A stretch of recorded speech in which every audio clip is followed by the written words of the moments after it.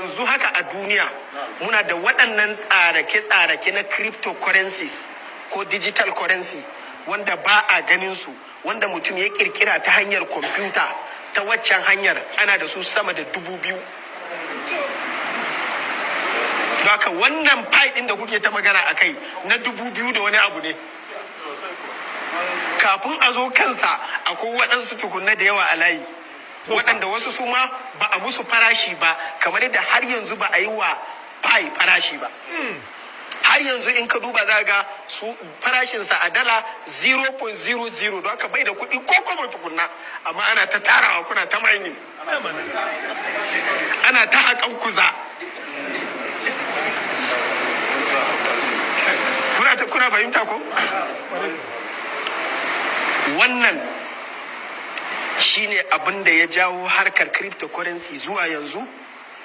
A yanzu haka nan da nake muku magana, bitcoin din nan guda ɗaya, wannan na duba shi karfe 3:30 da suka wuce yau din nan, yana dala 19,000 kwaya ɗaya da 145.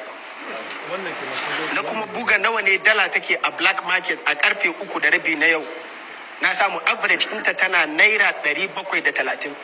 Haka idan kana da bitcoin kwaya ɗaya, kana da naira miliyan 13 da 975,850.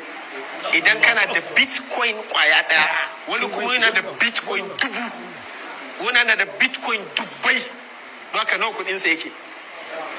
Wannan shi yasa mutane suka yi ta sa jarinsu a cikin harkar cryptocurrency.